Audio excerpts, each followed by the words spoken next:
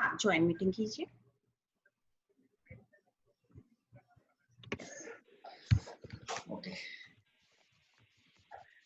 दोस्तों नमस्ते। आज फिर से सैटरडे सेलिब्रेट करने के लिए हम लोग आए हैं यहाँ पे विथ अनदर एडवेंचर। और आज अपने साथ में है मिस्टर राकेश शर्मा। आपको मालूम रहेगा एक एस्ट्रोनॉट थे इंडिया के, राकेश शर्मा जी, जो स्पेस में गए थे। और हमारे साथ में आज जो एस्ट्रोनॉट है जो साइकिल पे पूरा इंडिया घूमे हैं, तो राकेश शर्मा जी का हम लोग वेलकम करते हैं यहाँ पे। उनके बारे में अगर बताना है तो ये साइकिलिस्ट है और ये अपने एमटीबी साइकिल के साथ में पूरा इंडिया घूमे हैं। और वो साइकिलिस्ट के साथ में एस्ट्रोलॉजर भी है। और उन्होंने, he is from Delhi, Delhi NCR से है वो। और उन्होंने अपना बाइक लेके जम्मू कश्मीर चले गए और वहां से साइकिलिंग शुरू किया। और विदाउट मनी, इनका साइकिलिंग का स्पेशलिटी है कि विदाउट मनी उन्होंने जम्मू कश्मीर टू कन्याकुमारी तक साइकिलिंग किया। और वो भी 12 स्टेट्स में से जाते हुए 51 डेज में, 51 डेज में उन्होंने 4,384 मतलब 4,384 किलोमीटर उन्होंने 4,384 किलोमीटर उन्होंने जर्नी किया साइकिल पे। तो ये जो उनका जर्नी है बहुत ही जबरदस्त जर्नी है, बिना पैसे के इंडिया में पूरा छोटे छोटे गांव से होते हुए अलग अलग रास्तों से जाते हुए और पूरा चैलेंजेस, क्योंकि ये जर्नी हमने खुद फैमिली के साथ में, मेरी वाइफ और बेटी के साथ में किया है, तो I know how difficult is this journey. Himalaya से शुरू करते हैं हम लोग, then we cross Satpura ranges, then we cross Nilgiri hills, Anamalai ranges, तो बहुत सारे चैलेंजेस है। तो चलो हम लोग जानते हैं अभी राकेश शर्मा जी के, उनसे हम लोग इंटरेक्शन करते हैं और अपने ग्रीन एडवेंचर फैमिली के लिए आज राकेश शर्मा जी हमें क्या क्या एक्साइटिंग चीजें सुनाते हैं, हमें कैसे मोटिवेट करते हैं। कोविड-19 के टाइम में हम लोग घर में बैठे हुए डिमोटिवेट हुए हैं, हाथ पैर चला नहीं पा रहे, साइकिल्स को बाहर नहीं निकाल पा रहे, तो let us have some dose of motivation and let us interact with mister Rakesh Sharma. तो Rakesh Sharma ji, welcome to Green Adventure. Thank you. Hello friends, जैसे मेरा सारा इंट्रोडक्शन तो इन्होंने दे ही दिया, तो अपने बारे में तो ज्यादा कुछ मेरे को बताने के लिए है नहीं, पर इस जर्नी से जुड़े हुई जो चीजें हैं, ये इन्होंने ये इतना अच्छा। हाँ शुरू है सर, आपका आवाज आ रहा है, आप बोलते रहिए। आप बोलिए सर।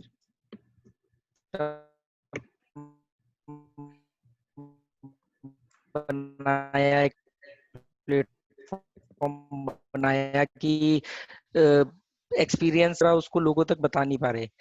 तो मैं पॉइंट पे आता हूँ कि ये जो जर्नी है, मैंने 3 नवंबर 2019 को मैं अपने घर से चला।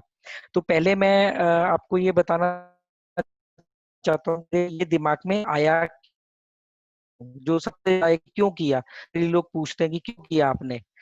तो लास्ट ईयर मैं नेपाल काठमांडू में था, तो वहां पर मैं कुछ अब्रॉड मतलब बाहर के लोगों के साथ में जब मैं वहां रह रहा था एक हॉस्टल के अंदर, तो वो लोग ट्रैवलर भी थे और वो लोग आते थे नेपाल में। जैसे नेपाल मतलब उनकी डेवलप कंट्री के कंपैरिजन में एक छोटी कंट्री है, तो वहाँ कुछ अपना वो सपोर्ट देते थे, इंडिया में आते थे। तो मुझे वहां देख के बड़ा हैरानी हुई कि मतलब हम लोग यहाँ पे गवर्नमेंट और इन सब चीजों के बारे में को इनको ब्लेम करते हैं, और ये लोग अपनी कंट्री में जो प्रॉब्लम नहीं है उसके लिए ये लोग यहाँ पे इंडिया में या नेपाल में आ रहे हैं।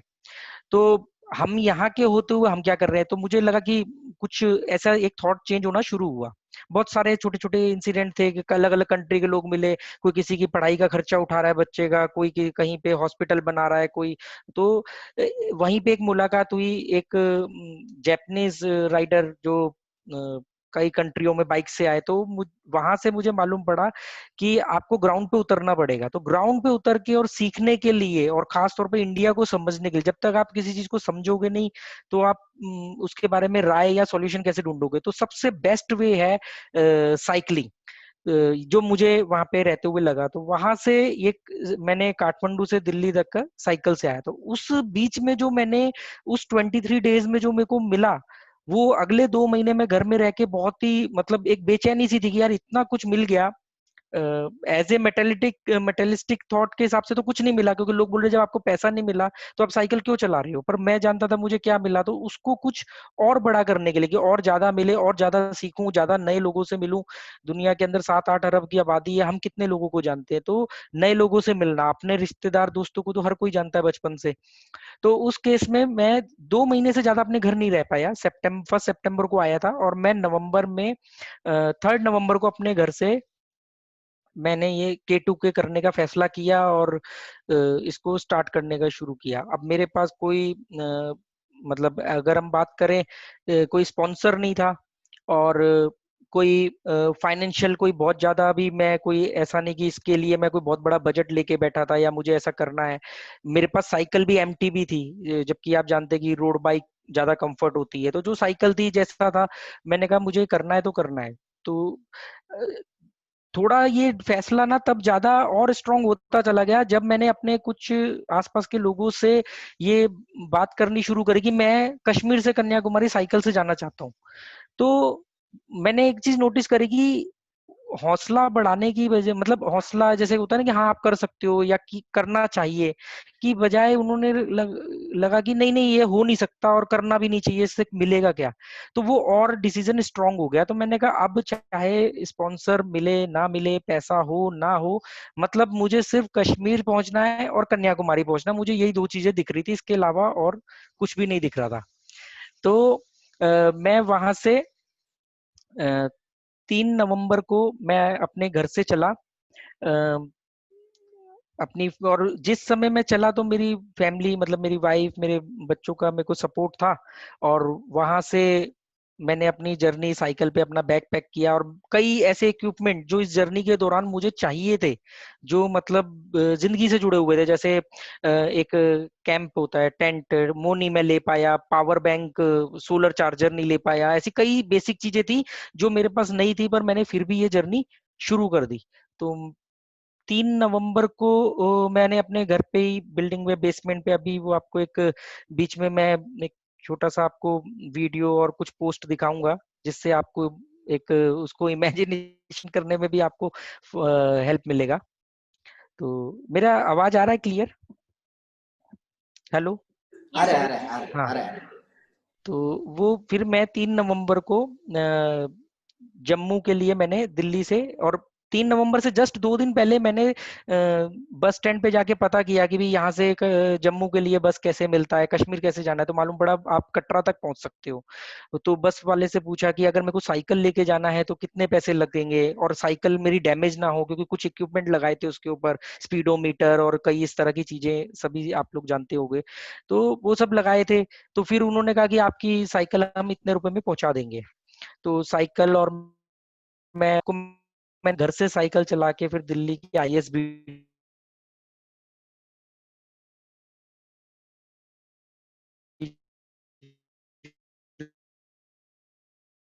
है बस स्टैंड तक पहुंचा। बस की इंफॉर्मेशन मैं ऑलरेडी 2 दिन पहले ले चुका था। मैं नहीं है जो जो ट्रैवलिंग के लिए जो सोर्स चुना वो साइकिल है, पर मैं बढ़ अपने घर की तरफ रहा हूँ, तो एक एक्साइटमेंट भी था। पर इस वाले केस में क्या था कि मैं अपने घर से अपनी फैमिली को विदाई लेकर के, फैमिली से फिर मैं जा रहा था अपने घर से दूर, और जा रहा था मैं नॉर्थ साइड में, हिमालय, मतलब कश्मीर की तरफ।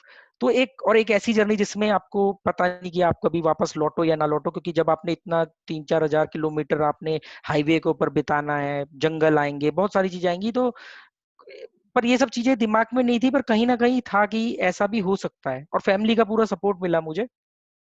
तो वहां से फिर मैं कश्मीर पहुंचा, जम्मू पहुंचा। जम्मू से मैंने सुबह साइकिल जैसे ही बस से उतारी और फिर मैं कश्मीर की तरफ जाने लगा, तो मैंने थोड़ा लोकल इन्फॉर्मेशन कलेक्ट किया, क्योंकि आर्टिकल 370 हटा था, तो उसकी वजह से कुछ वहाँ पे डिस्टरबेंस थी, बाहरी लोगों को थोड़ा सा प्रॉब्लम क्रिएट कर रहे थे कश्मीर के अंदर। तो जब मैंने लोगों से बात करी तो उन्होंने मुझे, मैक्सिमम लोगों ने कहा कि आपको नहीं जाना चाहिए। मैंने फिर वहाँ पे जैसे आर्मी वाले लोगों की पोस्ट होती थी जगह जगह, मैं वहां जाके उनसे बात करता था कि वहाँ के क्या हालात है, मैं वहां जाना चाहता हूँ, क्योंकि मुझे एक चीज दिमाग में थी कि जिंदा वापस अपने घर सही सलामत पूरा साबुत, मतलब पूरा वन पीस में घर पहुंचना है, ये चीज क्लियर है कि जिंदा रहना है और हेल्दी रहना है। तो मैंने उनसे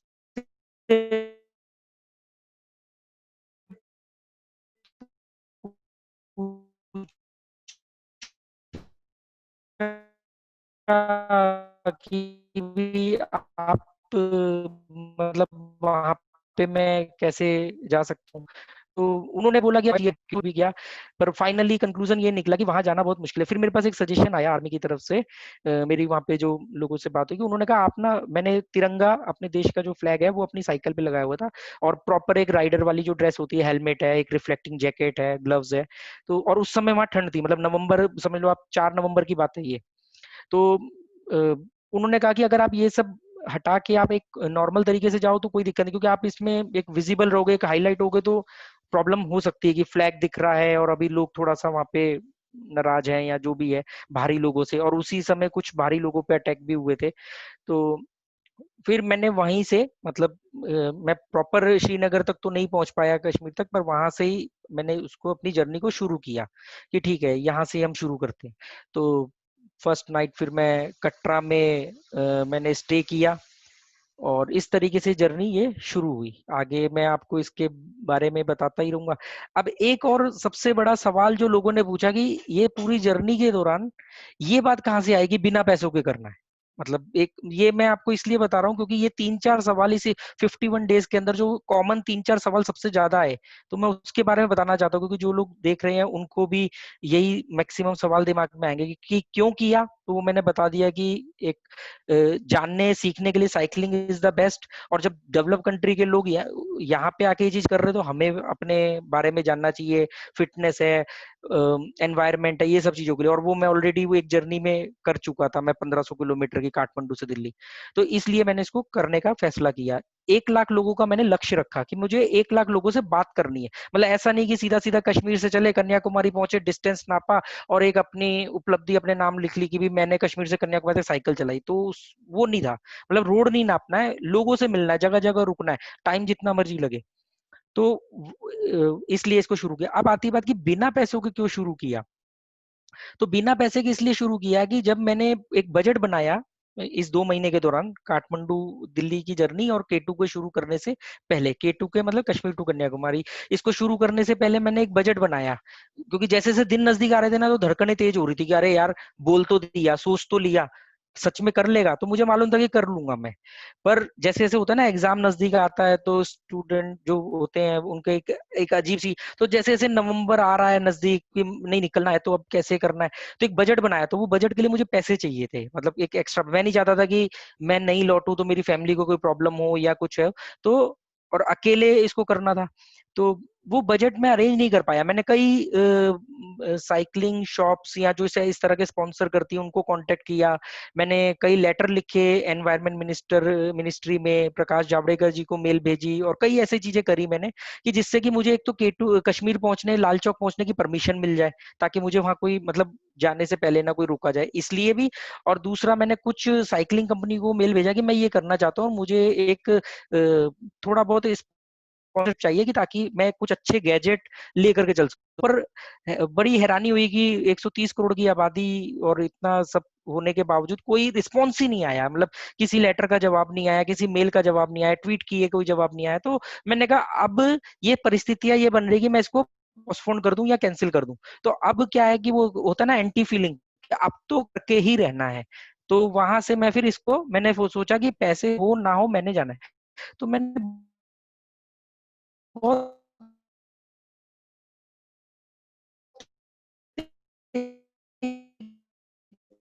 मिनिमम अमाउंट जो भी आ रहा, तो ये देखना है। और मैं अपने आप जो मेरा अपने ऊपर एक विश्वास था कि मुझे कुछ पता है, या हेलो, मेरी आवाज आ रही है आपको? अरे यार यार हाँ, यार। ठीक है। तो इसलिए मैंने मैंने एक एंटी, एक क्या है ना, पैसे के लिए एक एंटी थॉट आ गया कि अब तो पैसा हो भी जाए, या मैं कर भी सकता था, पर अब इसको बिना पैसे के करना है। तो सिर्फ मैंने जो, मैं इसमें कुछ आपको बता दूं, जो पहला मैंने अमाउंट खर्च किया वो 1500 रुपए मैंने बस वाले को दिए, जो जिस टूरिस्ट बस में मैं साइकिल और खुद कश्मीर तक पहुंचा, जम्मू कटरा तक पहुंचा। और जो मैंने फर्स्ट नाइट कटरा में बिताई थी एक छोटे से गेस्ट हाउस में, वो मैंने पेमेंट पे किया। उसके बाद मेरे पास एक कुछ बहुत माइनर सा ही अमाउंट था। मेरी वाइफ ने मुझे लगातार बोला कि भी अगर आपको कभी भी कोई पैसा या क्रेडिट कार्ड में कुछ भी आपको ऐसा कोई जरूरत पड़े तो मतलब ऑनलाइन के थ्रू मैं वो कर दूंगा। मैंने कहा नहीं मेरे पास है। एक्चुअली में ये बात मेरे अलावा कोई भी नहीं जानता था कन्याकुमारी पहुंचने तक कि मैं ये जर्नी बिना पैसों के कर रहा हूँ। और ये मैंने क्यों नहीं बताया मैं आपको आगे बताऊंगा। तो एक डिसाइड हो गया कि आप पैसा देखते हैं कि अगर थोड़ी बुद्धि है, अगर मुझे लगता है अपने ऊपर कॉन्फिडेंस है तो देख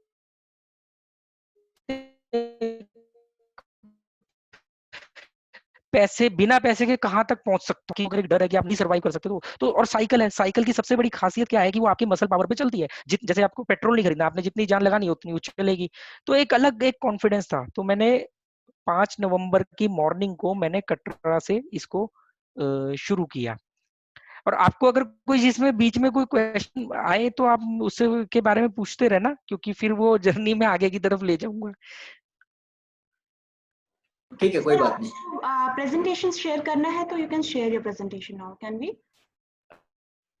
साथ में आप बताते बताते भी बता सकते हो इफ यू। हेलो, हाँ हाँ जी। You want to share your तो प्रेजेंटेशन? ये अभी मुझे अभी यहाँ स्क्रीन पे नहीं दिख रहा है। हाँ, मैं शेयर कर दूं आपका प्रेजेंटेशन? हाँ हाँ, आप कर दो share. Okay, can you see the presentation? Yes, आ गया या तो Great. ये जो हाँ लाइन है ना, ये कश्मीर टू कन्याकुमारी, ये मैंने अपनी साइकिल के आगे और एक पीछे बोर्ड, क्योंकि बहुत लोग कहते हैं कि अच्छा यार आपको कैसे मालूम, क्योंकि ये बात सच है कि आप साइकिल लेकर के कश्मीर से कन्याकुमारी जाओगे, किसी को थोड़ी पता है कि आप कश्मीर से कन्याकुमारी जा रहे हो सकता है किलोमीटर पहले आप चले हो और 50 किलोमीटर आगे, तो लोग आपसे ज्यादा जुड़ेंगे नहीं। और मैं चाहता था कि लोग जुड़े, तो लोगों को जोड़ने के लिए कि लोग मुझसे आके सवाल करें या मुझे नोटिस करें के लिए मैंने नेपाल से आते टाइम भी 2 बोर्ड लगाए थे। एक साइकिल के पीछे जो मेरी लगेज पे बंधा हुआ था, जिसे मेरे को डेली खोलना और बंद करना पड़ता था, और ये वाला एक ऐसा ही सेम बोर्ड आगे की तरफ लगा हुआ था। तो इसको देखने का लोगों को मालूम जो भी इस बोर्ड था, जैसे मैं कहीं रुका पानी पीने या थोड़ा रुका तो थक गया तो रुका, तो लोग इस बोर्ड को पढ़ के मेरे पास आते थे या मुझे दूर से देखते थे झिझकते हुए, तो मैं उनसे कम्युनिकेशन स्टार्ट करता था। इसकी अगली फोटो में आपको इसका नेक्स्ट दिखाऊंगा मैं आपको। ये जब मैं बेसमेंट से मैंने अपना लगेज बांधा, ये आप लगेज देख रहे हो तो क्या है, ये बहुत बड़ा लगेज है। जनरली साइकिलिंग जो साइकिलिस्ट होते हैं और वो लॉन्ग डिस्टेंस में ज्यादा लगेज नहीं लेते, तो मेरे पास कोई बहुत ज्यादा एक्सपीरियंस नहीं था और एक घबराहट थी कि मतलब एक अनसिक्योरिटी की वजह से ना ज्यादा से ज्यादा सामान ले लिया गया। तो इसमें क्योंकि एक तो वेदर का बहुत बड़ा प्रॉब्लम था, क्योंकि कश्मीर के में ठंड थी और नॉर्थ इंडिया में ठंड थी, तो मुझे गर्म कपड़ों को रखना बहुत जरूरी था। तो इसलिए ये बैग आपने देखा है काफी फूला हुआ है, जबकि काठमांडू वाली जर्नी में मेरा बैग का वेट 9 किलो था, इसका लगभग 6 किलो है। तो 6 किलो वेट और प्लस मेरे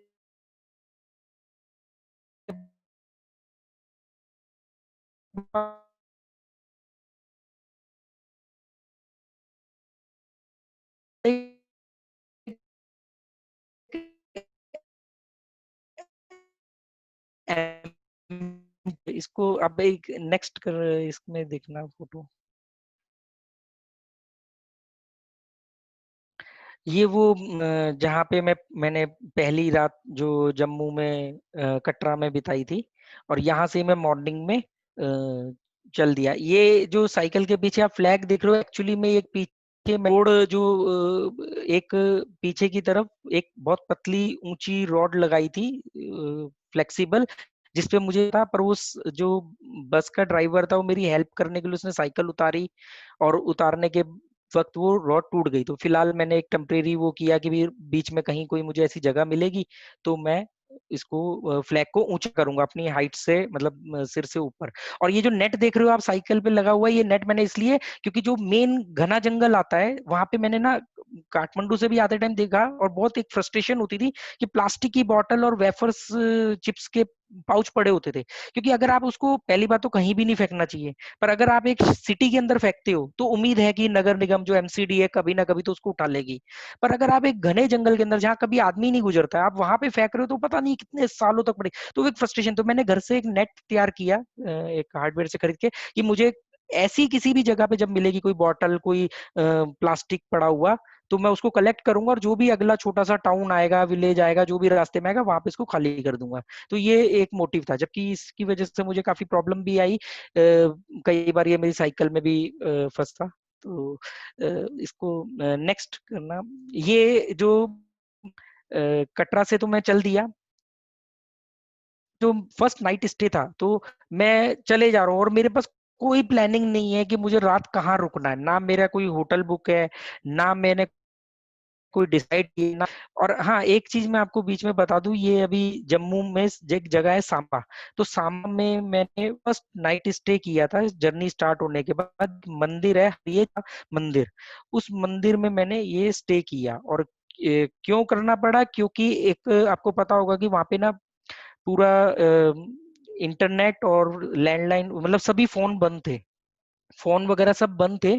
तो मैं कनेक्ट, मतलब कांटेक्ट नहीं कर पा रहा था उस 3 दिन, उस 2-3 दिन जब तक मैं पंजाब के अंदर नहीं आया, तब तक मेरी फैमिली भी बड़ी अनसिक्योर थी कि यार, एक तो न्यूज में आ रहा था कि जम्मू और ये, और वहां पे मैं कांटेक्ट नहीं कर पा रहा। तो पीसीओ से मैंने अपने घर कॉल किया था 2 दिन बाद, जर्नी जिस दिन शुरू करी थी, कि भी मैं यहाँ पे ठीक हूँ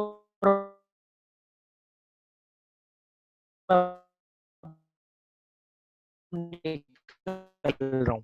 तो ये सांबा जम्मू में ही आपकी कनेक्शन शूट कर रहा था या लोगों से मिल रहा था, वो सब मैं स्टोर कर पा रहा था, पर मैं उसको कहीं पे भी अपलोड नहीं कर रहा था, क्योंकि मैं उस समय सोशल मीडिया को एज ए मेमोरी कार्ड लेता था, कि मतलब जो भी कलेक्ट किया दिन भर का एक्सपीरियंस, उसको अपलोड कर दिया फेसबुक पे, फिर उसको डिलीट किया, क्योंकि फिर आपको पता नहीं आपको रास्ते में क्या क्या देखने को मिलने वाला है।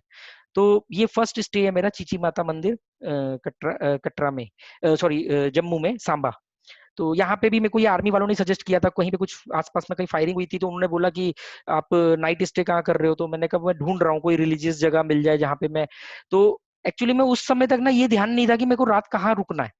जो उन्होंने सजेस्ट किया, मैं गुरुद्वारे में गया, तो उन्होंने कहा कि गुरुद्वारे में आप रुक तो सकते हो पर आपको खाना नहीं मिलेगा, क्योंकि वो गुरुद्वारे में उस समय वो एक छोटा गुरुद्वारा था, वहां वो फैसिलिटी नहीं थी। उन्होंने कहा आप 10-15 किलोमीटर आगे जाओ तो चीची माता मंदिर में आप स्टे कर सकते हो। तो यहाँ मैं रात को रुका, बहुत कड़ाके की ठंड थी, हॉल में ओपन सोना पड़ा।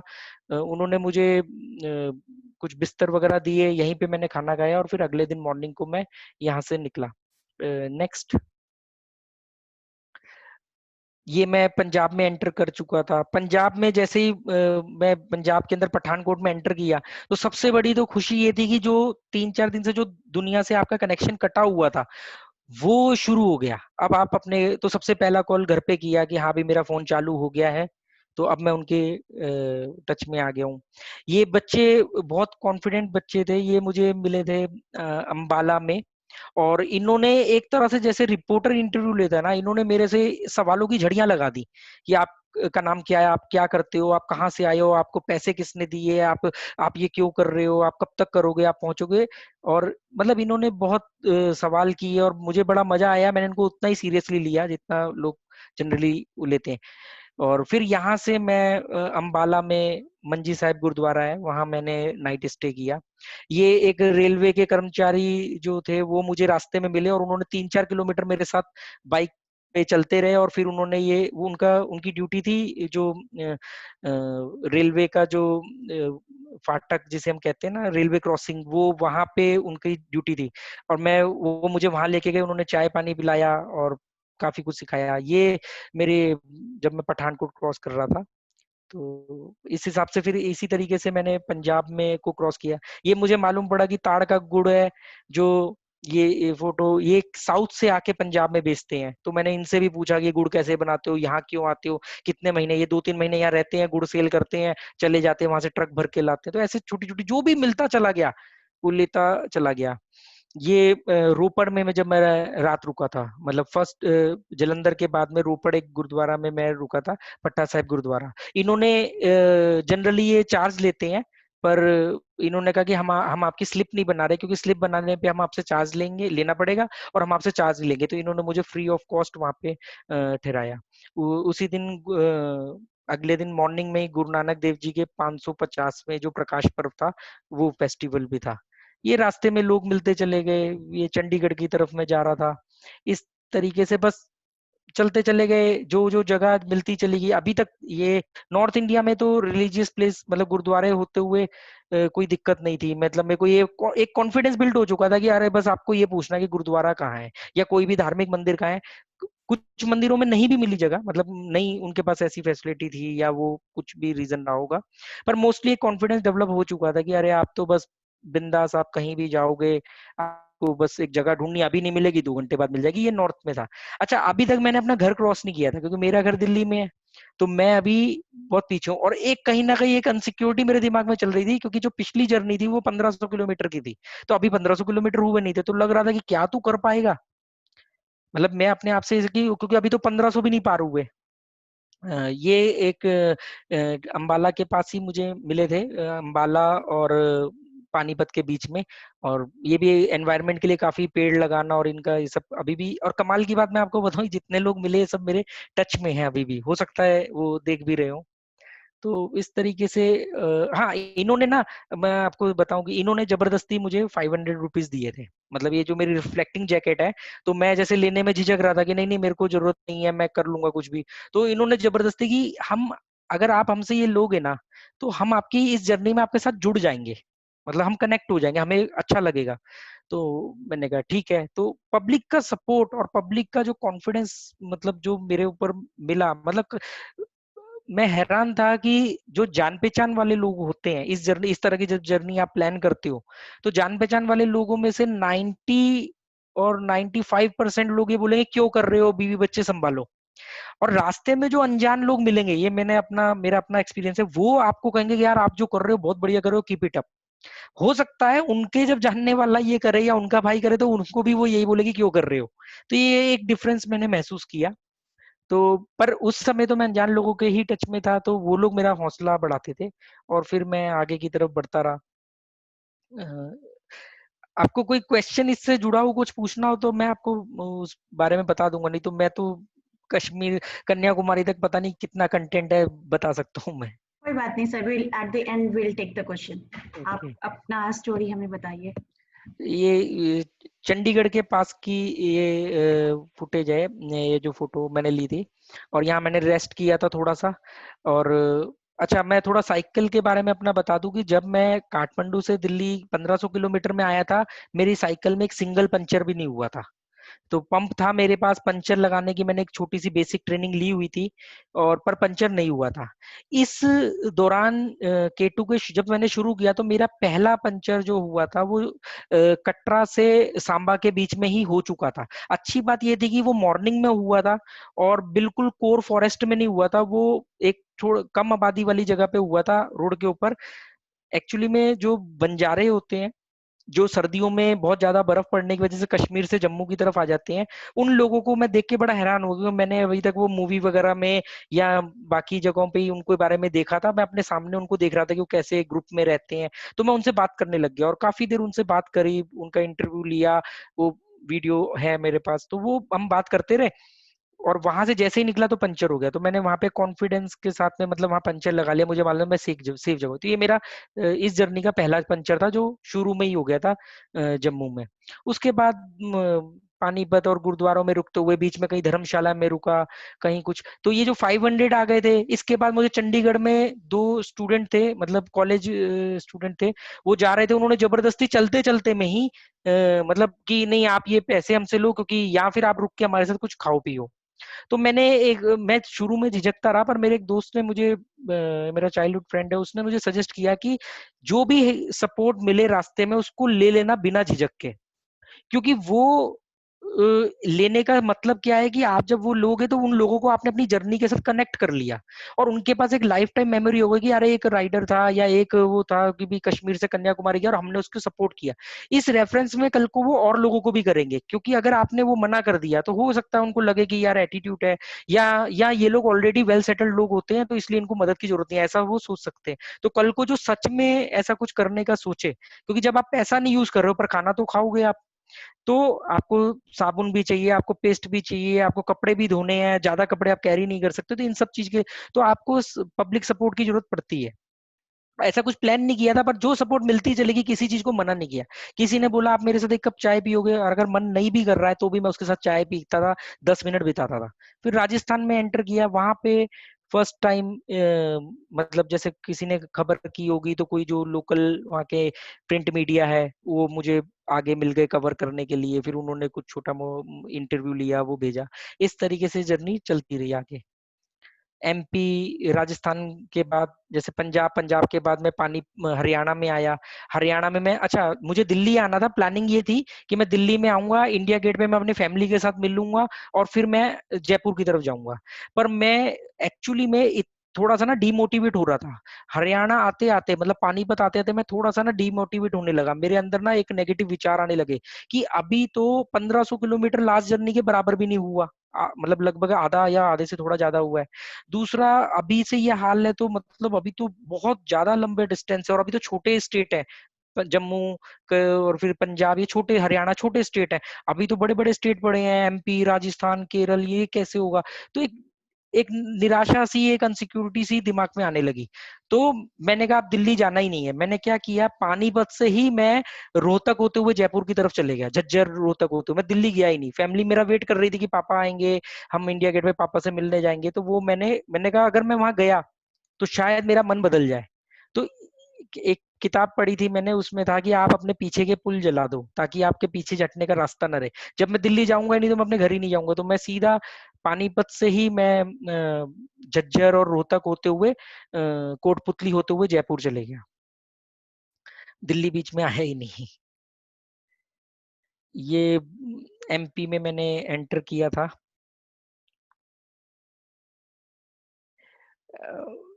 ऐसा बहुत सारे इस तरह के बहुत सारे एक्सपीरियंस है।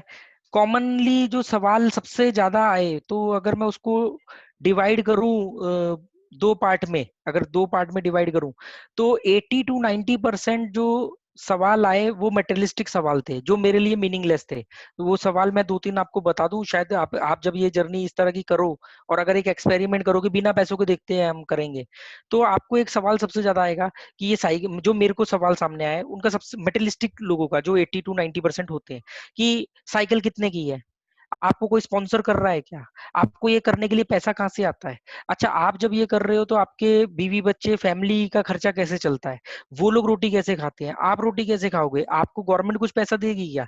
या कई बार तो ऐसा होता था कि मैं कहीं खड़ा हूँ, दो चार लोगों से बात कर रहा हूँ, दो चार लोग मेरे साइड में खड़े होकर बात कर रहे हैं, अरे ये ना इनको गवर्नमेंट बहुत पैसा देती है, या मतलब इनको पैसा मिलेगा, ऐसे वो मैं सुन रहा होता हूँ कि वो उनको मालूम नहीं, वो उनको लग रहा है, क्योंकि वो कभी इमेजिन ही नहीं कर सकते कि कोई आदमी बिना किसी मतलब के कि और अपनी मर्जी से ही बिना किसी को इन्फॉर्म किए चल देता है। मतलब जिसे हम कहते हैं ना कि अपना मन किया और मुंह उठा के चल दिए, मतलब कोई कोई किसी को इन्फॉर्म नहीं करना, कोई कुछ नहीं करना, मन किया चल दिए। तो वो इमेजिन नहीं कर सकते, वो कहते हैं या तो आपको कोई सपोर्ट मिल रहा है या आपको कुछ मिलेगा तभी आप ये कर पाओगे।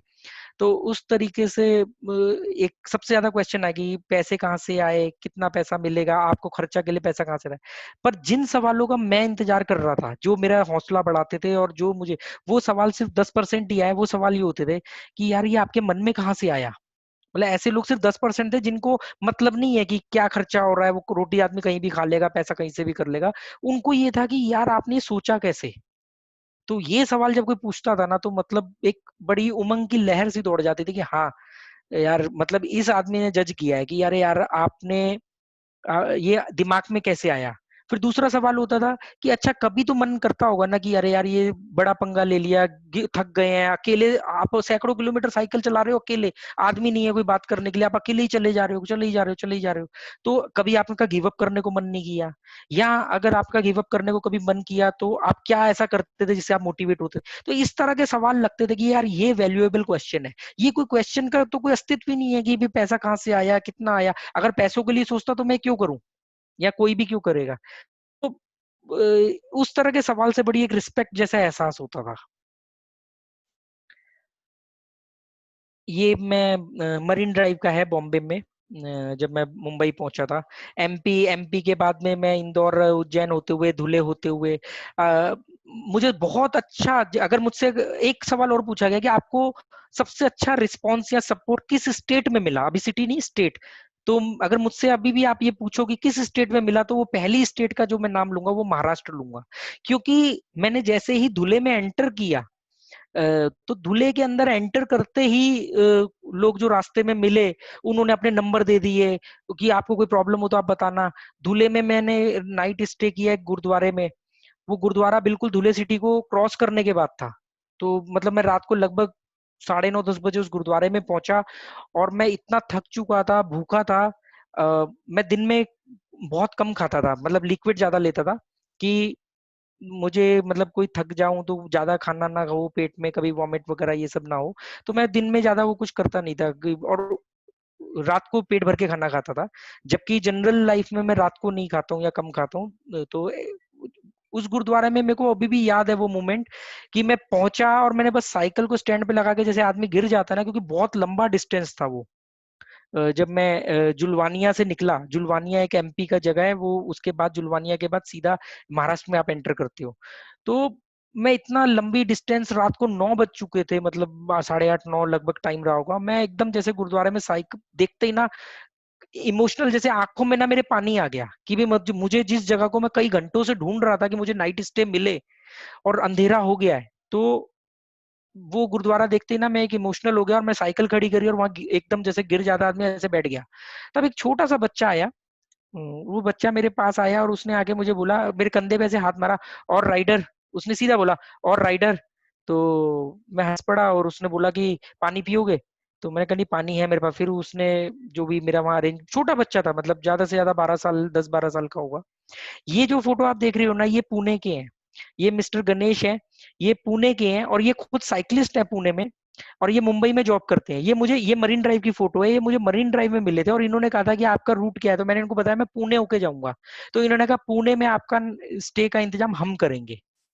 और इन्होंने एक मुझे 200 रुपीज भी मेरे इसमें रिफ्लेक्टिंग जैकेट की उसमें पॉकेट में डाला। और इनका एक डायलॉग मुझे हमेशा याद रहेगा, इन्होंने, मैंने मना किया कि नहीं नहीं आप, मैं पुणे में, आप मेरा स्टे कर रहे हो वही बहुत है। इन्होंने कहा नहीं नहीं आप इसको रखो, आपको जरूरत पड़ेगी रास्ते में। और अभी तक ये इन लोगों ने सपोर्ट तब किया जब इनको मालूम नहीं कि मैं बिना पैसों के चल रहा हूँ। क्योंकि मैं इसलिए नहीं बताना चाहता था कि लोग नहीं तो मुझे तरस की भावना से देखते, या वो ये सोचते कि शायद पैसा कमाने के लिए कर रहा है, या वो तरस की भावना से जिसने नहीं भी देना था वो भी देता। तो मैं वो नहीं चाह रहा था, वो मुझसे शायद फिर उनका मेरे को देखने का नजरिया चेंज होता। तो इनका एक डायलॉग था कि जो लोग साइकिल से प्यार करते हैं हम उनसे प्यार करते हैं। इन्होंने मुझे गले लगाया और बोला कि जो लोग साइकिल से प्यार करते हैं हम उनसे प्यार करते हैं। और फिर मैं ये मुंबई से फिर पूना की तरफ चला। ये मुंबई में मैं रात को गेट गुरुद्वारे में रुका था लगभग। ये गुरुद्वारा ढूंढने के लिए मुझे 12 बज गए थे। रात को 12 बजे मैंने इस गुरुद्वारे में एंट्री ली। ये सुबह की फोटो है जब मैं यहाँ से निकला। इन लोगों ने मेरे बैग के अंदर बिस्किट के पैकेट और पता नहीं क्या क्या चीजें भर दी कि आपको रास्ते में जरूरत पड़ेगी। और पहली बार ऐसा हुआ मुंबई के अंदर ही कि भी मुझे दादर में गुरुद्वारे में मैं रात को गया, जो मेरे नजदीक भी पड़ रहा था, पर उन्होंने मुझे स्टे करने से मना कर दिया। तो मतलब पहली बार मना हुआ वहां पे। और एक बार धुले और नासिक के बीच में भी एक गुरुद्वारा था, उन्होंने भी उस दिन फेस्टिवल भी था वहां पे, तो उन्होंने भी मुझे स्टे करने के लिए मना कर दिया। फिर रात को मैं मुंबई के अंदर एक जगह है जिसे मिनी पंजाब कहते हैं, फिर वहां जाके मैंने स्टे किया। अच्छा, जनरली अगर किसी को कश्मीर से कन्याकुमारी जाना हो तो वो नासिक से पुणे जाता है। मैं नासिक से मुंबई गया क्योंकि मेरा को जल्दी जर्नी नहीं खत्म करनी थी और मेरा डिस्टेंस मेरे लिए मैटर नहीं था। ये मेरे को 200 किलोमीटर का रन एक्स्ट्रा पड़ा, क्योंकि ये जो आप फोटो देख रहे हो ये मेरे कजन है, और इन्होंने मुझे बचपन में साइकिल सिखाई थी। तो मैंने कहा यार एक सैल्यूट तो बनता है कि जिसने साइकिल सिखाई है, आप महाराष्ट्र आकर के चले जाओ और उस आदमी से भी ना मिलो, और मुंबई जैसी जगह को आप नहीं छोड़ सकते। तो ये 2-3 रीजन थे। तो मैंने कहा नहीं, मैं नासिक, मुझे लोगों ने सजेस्ट किया कि आप नासिक से पूना जाओ। तो मैं नासिक से मुंबई आया, कसारा घाट वगैरह क्रॉस करते हुए, जिन जो लोग वहां के हैं उन्हें पता होगा कसारा घाट कितना डेंजर है। कसारा घाट वगैरह पार करते हुए मैं और एमपी से दूल्हे के लिए जो महाराष्ट्र में एंटर किया, वहां भी एक बहुत खतरनाक घाट, घाट मतलब जो ढलान बोलते हैं, नॉर्थ इंडियन जनरली वो नहीं घाट को जानते, घाट मतलब चढ़ान या उतरान, मतलब एक पहाड़ को क्रॉस करना। तो इस तरीके से चलती रही जर्नी, मुंबई आया। मुंबई से फिर मैं रात को, मैंने मुंबई में ही कोलीवाड़ा, जो जिसे मिनी पंजाब कहते हैं, वहां गुरुद्वारे में स्टे किया। दादर में तो नहीं मिला मेरे को स्टे। फिर मैं सुबह मॉर्निंग 6 बजे ही वहां से निकला, और रास्ते में खपोली में नाइट स्टे किया। वो एक आश्रम है, वहां भी मुझे मतलब कोई खाना मिला और रहने की जगह मिल गई थी। सुबह वहां से चला। ये जो राइट साइड में आप ये फोटो देख रहे हो, ये कनेरी मठ, कनेरी मठ एक जगह है, सिद्धगिरी आश्रम, कोल्हापुर के, कोल्हापुर से 20 किलोमीटर आगे। तो मैंने यहाँ पे इन्होंने, जिसे अगर हम कहें कि वीआईपी ट्रीटमेंट, मतलब आपको लगता है कि यार आपकी कदर है, मतलब ऐसा नहीं है कि पैसे के लिए क्यों कर रहे हो, या मतलब पैसा नहीं है तो क्यों कर रहे हो। जैसे मेरे को बस के ड्राइवर ने कहा था कि कितने पैसे मिलेंगे करने के, मैं कहा कोई पैसा नहीं मिलेगा। कह रहे यार फेयर की फायदा, मतलब पंजाबी में उन्होंने कहा फेयर की फायदा, पैसा मिले तो हमें बोलो, हम भी चलते साइकिल लेके आपके साथ। तो मैंने कहा नहीं, ये ऐसा नहीं होगा कि आप किसी को आप 10 लाख दे दो तो वो साइकिल लेके चल देगा। ये एक सोच है, एक आइडियोलॉजी है। तो कनेरी मठ की फोटो है ये राइट साइड में। यहाँ मुझे मतलब इन्होंने पूरे मठ में एक वीआईपी ट्रीटमेंट दिया, मुझे मठ में ठहराया, काफी अच्छे फ्रेंड बने हुए हैं मेरे, ये अभी भी मेरी बात होती है। और एक छोटी सी बात बीच में और बता दूं, ये लाइव सेशन शुरू करने से 1 घंटे पहले मेरे पास कनेरी मठ से ही फोन आया कि ये एक साइकिलिस्ट है और आप इनसे बात करो जरा, बस इतना बोला। और उन्होंने मेरी बात करवाई। मेरी मिस्टर विशाल से बात हुई, वो कह रहे सर मेरे को आपके बारे में मालूम पड़ा कि आपने साइकिलिंग करी है, और मैं ना 29 स्टेट्स में बिना साइकिल, मतलब बिना पैसों के साइकिलिंग करना चाहता हूँ, मुझे लाइफ के बारे में जानना है। तो मैंने कहा अभी तो मैं शाम को लाइव हूँगा, कुछ मैं आपको उसमें, और फिर मैंने उनका नंबर लिया है। तो मतलब ऐसे लोग हैं, तो उनसे मैं अभी बात करूंगा। ये कनेरी मठ की है, ये कोल्हापुर से आगे गडिंगलज है।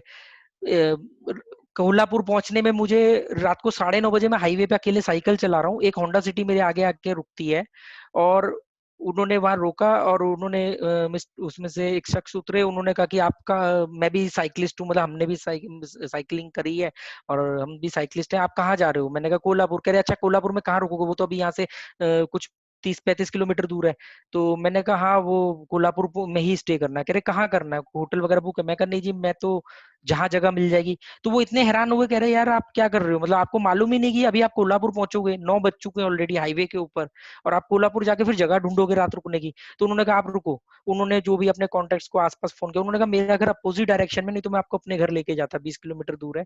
उन्होंने फिर वहां पे हाईवे के ऊपर, ऑन हाईवे, गेस्ट हाउस मेरे लिए बुक किया। वो गेस्ट हाउस में मैं एक रूम बुक किया, उन्होंने वहां मेरे को डिनर कराया, मैं रात वहां रुका, और फिर कोल्हापुर की तरफ चला। फिर कोल्हापुर में मुझे स्टे की जगह नहीं मिली। कोल्हापुर में एक महालक्ष्मी टेम्पल है, उनकी एक धर्मशाला, उन्होंने मुझे कहा कि हम अकेले को नहीं देते हैं रहने के लिए जगह। तो फिर मैं वो सिद्धगिरी आश्रम में रुका। ये मिस्टर उदय है, ये इनका मुझे अभी भी फोन आता है। ये ऑर्गेनिक फार्मिंग करते हैं आश्रम के लिए, इन्होंने अपना मतलब पूरा जीवन ही आश्रम को समर्पित किया हुआ है। शादी भी नहीं करी, मतलब ऐसे बहुत सारे एक्सपीरियंस मिलते हैं आपको। आप अपने आप को बहुत छोटा पाते हो उनके आगे, मतलब आपको लगता है ना कि मटेरियलिस्टिक वर्ल्ड में कि यार आप ही सब कुछ हो, या आपको वो 1 लाख कमा रहा है, मैं 80,000 कमा रहा हूँ, तो मुझे 1.25 लाख कमाना है। आप बाहर निकलोगे तो लोग, मालूम पड़ेगा कि सोचते भी नहीं है, बहुत सारे लोग ऐसे सोचते भी नहीं कि पैसा क्या है। या बहुत बड़ी ऑफर और अपॉर्चुनिटी को छोड़ करके, एक अच्छी लाइफ को छोड़ करके आगे साधारण जिंदगी जी रहे हैं, उनके आगे आप अपने आप को बहुत छोटा पाते हो। तो बस इसी तरीके से फिर गडिंगलज पहुंचा, और गडिंगलज में तो मतलब मैं स्पीचलेस जिसे कहते हैं ना, कि मतलब मैं आपको बता नहीं सकता गडिंगलज के लोगों ने जो मेरा स्वागत किया, जबकि मैं वहां सिर्फ एक एड्रेस पूछने के लिए रुका था कि भी मुझे कोई मंदिर का एड्रेस बता दो, कोई मंदिर, मस्जिद, गुरुद्वारा, चर्च, कोई भी ऐसी जगह बता दो, धर्मशाला बता दो, या मुझे कोई ऐसी सेफ जगह बता दो जहां मेरी साइकिल सेफ रहे। क्योंकि मुझे साइकिल की बहुत चिंता होती थी, क्योंकि साइकिल चोरी होने से ज्यादा ना ये चिंता थी कि उसके ऊपर जो इक्विपमेंट लगे थे कई बार बच्चे छेड़ देते थे, तो वो प्रॉब्लम थोड़ी हो जाती थी। तो गडिंगलज के लोगों ने मुझे एक होटल में ठहराया, वहां मेरा वेलकम किया, मुझे डिनर करवाया, मतलब पूरे ग्रुप को इन्होंने इकट्ठा किया। अगले दिन मॉर्निंग में उन्होंने विदाई दी। बहुत मतलब मैं सोच बता भी नहीं सकता आपको कि इतना लोग अपने काम धंधे छोड़ करके एक अनजान आदमी को, और आज भी उनके फोन आते हैं, कोरोना की वजह से उनके फोन आते हैं कि भी आप सेफ हो, आपकी फैमिली सेफ है। तो मतलब बता नहीं सकता। गडिंगलज के बाद में मिस्टर राम नाइक जी, वो ये जो फोटो आप देख रहे हो ये राइट साइड में ये गडिंगलज की है। और इतनी सारी चीजें हैं, कई बार ना मैं खुद कंफ्यूज हो जाता हूँ। कभी कभी दिमाग में आता है कि अरे यार वो इंसिडेंट कहाँ हुआ था, तो 15-20 मिनट तो सोचने में लग जाता है, क्योंकि बहुत सारी जगहें तो एक जैसी होती हैं। अच्छा, एक चीज मैं आपको साइकिल से जुड़ी हुई बता दूं कि मैंने अपनी साइकिल के ऊपर काफी सारी लाइटें लगाई हुई थी। पीछे लाइट लगाई थी, रिफ्लेक्टिंग जैकेट पहनी थी, हेलमेट के पीछे लाइट था, फ्लैग के ऊपर एक लाइट थी, ये जो आप अभी इसमें जलती हुई भी देख रहे हो, और आगे भी एक लाइट थी। तो क्या होता था कि मेरे को बैटरी भी बचानी होती थी, ताकि इनकी बैटरी ना खत्म हो जाए। कुछ चार्जेबल थी और कुछ सेल से चल रही थी। तो मैं अंधेरा होने पे भी, और मैंने एक रूटीन बनाया था कि सुबह जितना जल्दी से जल्दी स्टार्ट करूं और शाम को 5 बजे से ही ढूंढनी जगह शुरू कर दूं, क्योंकि आपको मालूम नहीं, जगह हो सकता है आधे घंटे में मिल जाए और हो सकता है 2 घंटे तक ना मिले। तो अंधेरे में जगह ढूंढना बहुत मुश्किल है। तो मैंने ये लाइटें, जब मैं किसी सिटी या स्मॉल टाउन को क्रॉस करता था और मुझे वहां स्टे चाहिए, तो मैं अपनी सारी लाइटें साइकिल की ऑन कर देता था, जो कि पहले ऑफ होती थी। अंधेरे में भी मैं कम से कम लाइट में चलाता, क्योंकि मुझे उसको सेव करके चलना था। वो लाइट से क्या होता था कि लोगों की नोटिस में आता था, लोग थोड़ा सीरियसली लेते थे कि अरे हाँ यार को, तो मुझे थोड़ा कंफर्टेबल जोन मिलता था लोगों से बात करना और नाइट स्टे ढूंढने में। तो इस तरीके से मैंने लाइटों को, मतलब जो भी चीजें मैं कनेक्ट कर पाया। गडिंगलज, अच्छा एक और बड़ी चीज बताऊं, आपने सुना होगा कि हर जगह की एक अपनी ऊर्जा होती है, और जैसी ऊर्जा होती है लोगों की सोच वैसी होती है। तो ये मैंने पर्सनली फील किया है, क्योंकि वो जो जैपनीज ट्रेवलर मुझे मिला था, उसने कहा था कि आप अगर हवाई जहाज से जर्नी करते हो तो आप एक बहुत बड़ा एक्सपीरियंस मिस कर देते हो। आप इंडिया टू यूएस गए, आप सीधा गए, आपने बीच का एक्सपीरियंस वो कर दिया। आप पैदल जा रहे हो, आप हर एक चीज समझ रहे हो, लोगों को एक एक इंच को समझ रहे हो। साइकिल से आप समझ लो एक एक किलोमीटर को आप समझ रहे हो, आधा आधा किलोमीटर को समझ रहे हो, जब मर्जी आप रोक सकते हो। अगर आप यही चीज बाइक से करते हो तो थोड़ा आप हर 2 किलोमीटर पे नहीं स्टे करोगे, रुकोगे, आप थोड़ा लॉन्ग लॉन्ग डिस्टेंस, तो बीच का हिस्सा एक मिस हो जाएगा। तो साइकिल में ये इसलिए चुनी थी। तो इस बीच में बहुत ही चीजें चलती रही। तो जो ऊर्जा की बात कर रहा था मैं, एक जगह की वैसे लोगों की सोच होती है। तो गडिंगलज में इतना वेलकम मिला, तो कॉन्फिडेंस लेवल एकदम चरम सीमा पे, मतलब सिर पे था कि अरे यार, मतलब लोग, अब तो कोई टेंशन ही नहीं, लोग बहुत सपोर्टिव है। पर जैसे ही मैंने अंबोली घाट पार किया, अंबोली घाट में एक इंसिडेंट भी हुआ कि जहाँ पे मुझे लगा कि शायद अब खत्म, क्योंकि वो बहुत तेज ढलान है, शाम हो चुकी थी, और एक जगह पे वो इतना कर्व था। और सबसे ज्यादा प्रॉब्लम हुई मुझे, सॉरी टू से, कुछ बाइक राइडर्स थे, क्योंकि उस समय ना गोवा के अंदर रॉयल एनफील्ड का कोई फेस्टिवल वीक था। तो पूरे इंडिया से राइडर गोवा जा रहे थे। तो वो ग्रुप थे, किसी के 5 लोगों का ग्रुप, किसी का 50 का ग्रुप, किसी का 80 का ग्रुप, ऐसे बहुत सारे ग्रुप जो मुझे बीच बीच में मिलते रहे।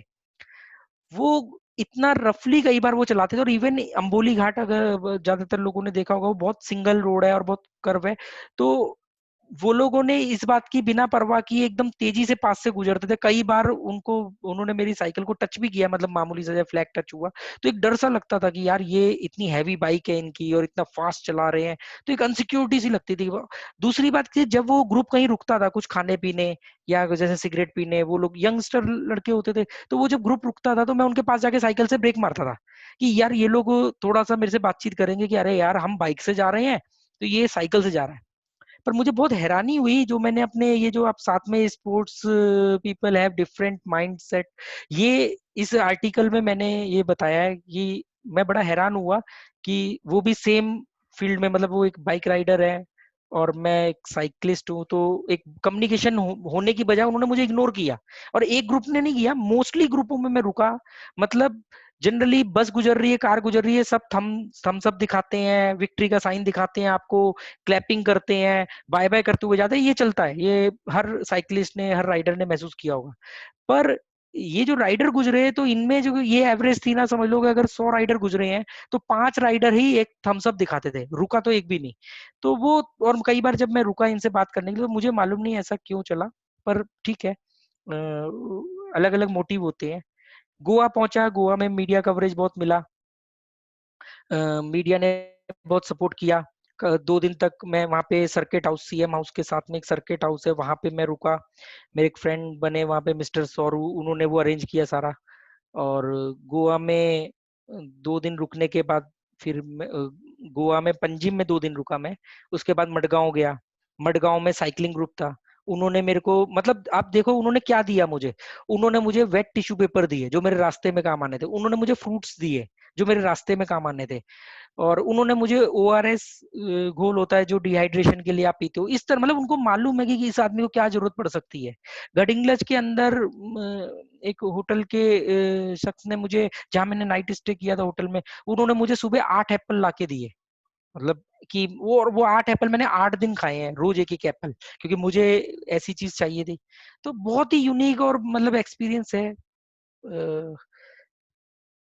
गोवा, ये गोवा का मेन पंजिम का चर्च है।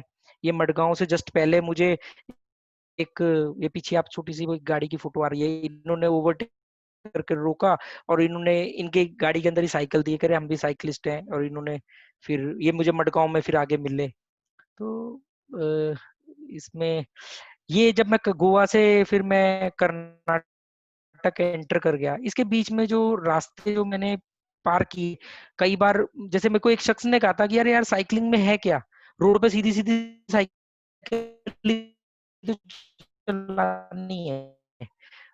तो इतनी खड़ी हाइट आती है, जैसे 17 किलोमीटर का जो मैंने एरिया क्रॉस किया।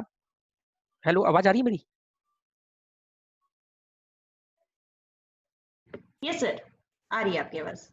हाँ, तो ये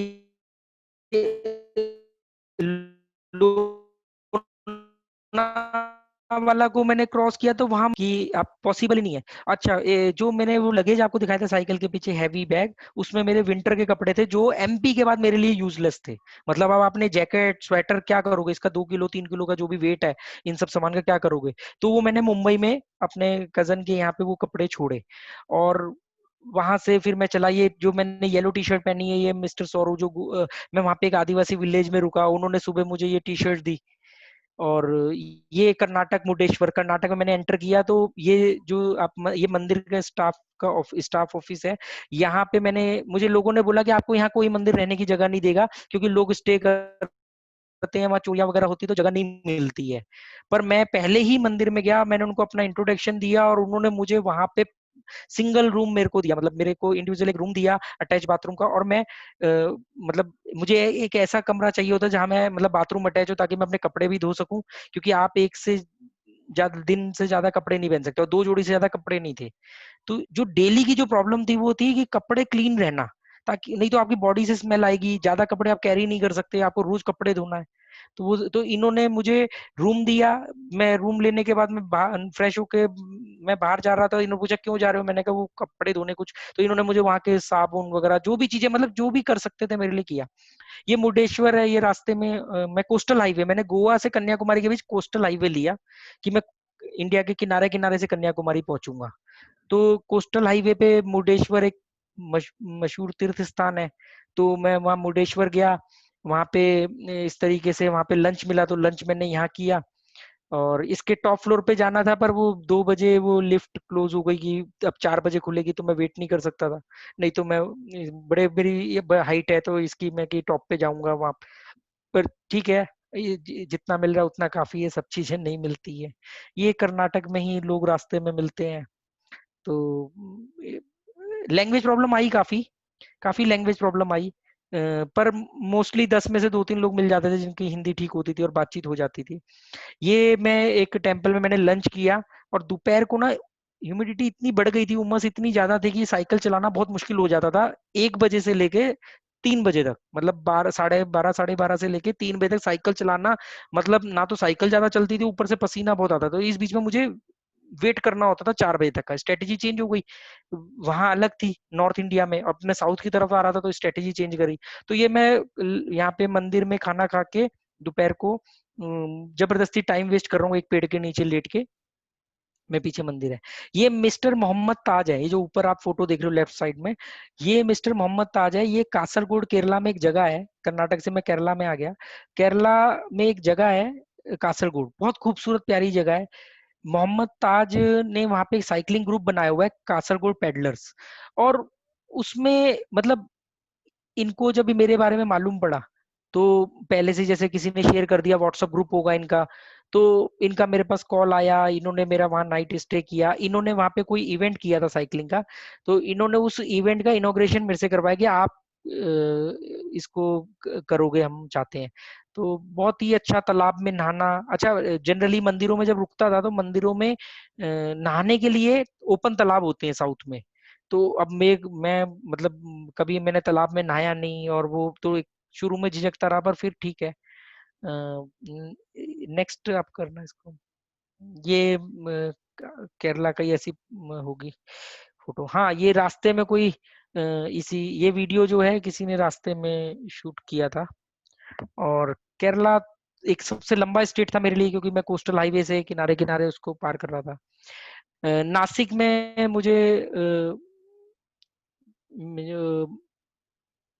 वो मुझे फेसबुक पे फॉलो कर रहे थे, मतलब फेसबुक पे मेरी जर्नी देख रहे थे। नासिक पे वो मुझे लेने के लिए आए बाहर, और उन्होंने मुझे अपने घर पे ठहराया। नासिक में ही ज्यादा ही नेगेटिव सोच रहा था मैं दुनिया के बारे में, इतनी नेगेटिव नहीं है। हाँ, हो सकता है कि ये काम इनके घर के लोग करें तो शायद इनका व्यू अलग हो, सभी का नहीं, ये मेरा अंदाजा है। और इस तरीके से आगे चलता रहा ये। अच्छा, एक सबसे बड़ा क्या हुआ, अब अब यहाँ पे जर्नी ऑलमोस्ट फिनिश ही है, अगर मोटे तौर पे देखे तो कश्मीर से आप चले हो ये सोच के, जम्मू से आप चले हो कि भी मेरे को कन्याकुमारी पहुंचना है, और आपका ड्रीम है। और आप जब कन्याकुमारी आप पहुंच जाते हो, त्रिवेंद्रम में मैं रुका, मिस्टर प्रकाश के यहाँ पे रुका, उन्होंने अपने घर में रखा। और वो सुबह मुझे अपने घर की चाबी दे जाते थे कि आपका लंच बना हुआ है, आप खा लेना, और अगर आपको कहीं जाना है तो लॉक लगा। एक अनजान आदमी को वो अपने घर में रख रहे हैं और उसको अपने घर की चाबी दे के जा रहे हैं। मतलब मैं हैरान होता था कि ऐसे लोग हैं यहाँ, हम अपने जान पहचान वालों पे ट्रस्ट नहीं करते हैं। वो अनजान, वो चले गए हस्बैंड वाइफ और चाबी मुझे दे गए, मतलब उनके घर में काफी अपनापन लगा मुझे। वहां से कन्याकुमारी जब मैं पहुंचा, कि अब कन्याकुमारी पहुंच रहा हूँ और मैं कन्याकुमारी पहुंचूंगा, वहां पे मेरा एक छोटा सा लाइव होऊंगा और लोगों को थैंक यू बोलूंगा। तो जैसे ही कन्याकुमारी में एंटर किया, मालूम पड़ा वहां पे बहुत ज्यादा सिक्योरिटी है 25 दिसंबर को। राष्ट्र जो हमारे प्रेसिडेंट है, राष्ट्रपति, वो रामनाथ कोविंद जी आए हुए हैं, उनका कोई फंक्शन है 25 दिसंबर को विवेकानंद केंद्र में और रॉक मेमोरियल में, तो इसलिए सब कुछ सील है। अब जहां मुझे जाना था, मतलब लास्ट पॉइंट पे, मैं वहां पहुंच ही नहीं पाया, पुलिस ने जाने नहीं दिया। फिर रिक्वेस्ट करके साइकिल को कंधे पे उठा के एक मंदिर के बीच में से निकल के मैं किसी तरह लास्ट पॉइंट पे पहुंचा। और वहां पे पहले तो जब मैं पहुंचा तो जनरली मैं इमोशनल हूं नहीं, पर वो वहां पे ना, मतलब मैं वहां पहुंचने का, साइकिल खड़ी करने का ना, वहां बहुत भीड़ थी, क्योंकि एक तो 25 दिसंबर था, तो और कन्याकुमारी बहुत भीड़ थी। मतलब मैं सबको देख रहा हूँ, आप एक जर्नी 4364 किलोमीटर की, 84 किलोमीटर की पूरी करके यहाँ पहुंचे हो, और आप लोगों को देख रहे हो, और कोई एक आदमी आपके कंधे पे ऐसे हाथ रखने वाला नहीं कि यार आपने कर दिखाया, या कोई क्लैपिंग करना, मतलब एक अकेला मैं वहां खड़ा हूँ। तो 5 मिनट तो मैंने अपने आप को ही, अपनी ही तारीफ करी, जो बनता भी था। मैंने अपने आप की हौसला अफजाई करी, वहां बैठा 10 मिनट, सोचा कि यार कर ही दिया आखिर, क्योंकि 51 दिन पहले मैं चला था अपने घर से। रास्ते में पता नहीं क्या क्या चीजें आई, कितने जानवरों को मरे हुए देखा, जंगल क्रॉस किए, एक दो बार सड़कों पे, जंगलों पे भी सोना पड़ा। बहुत सारे ऐसे इंसिडेंट थे, सब अभी बताऊंगा तो मतलब 2 दिन तक मैं बोल सकता हूँ इस बारे में। इसीलिए मैं एक बुक लिख रहा हूँ इसके ऊपर, ब्लॉग लिख रहा हूँ और बुक भी लिख रहा हूँ, क्योंकि ये इतने बड़े और यूनिक एक्सपीरियंसेस को आप ऐसे नहीं बता सकते आधे एक घंटे में। तो फिर मैंने यहाँ पे, जो मैं मेन चीज अब आपको बता रहा हूँ लास्ट में, कि यहाँ पर मैंने बैठ के, जितने लोग मुझे रास्ते में मिले थे, जिन जिन के मैं कांटेक्ट नंबर ले सकता था, मोबाइल में सेव करता था केटू के नाम से, केटू के लिख के उनका नाम सेव कर लिया, जगह का नाम, कि कौन कहाँ मिला है, क्योंकि सबके नाम याद रखना पॉसिबल। यहाँ पे बैठ करके मैंने 3 घंटे के अंदर, ये जो फोटो आप देख रहे हो, ये शाम को मैं वहां पहुंच गया था।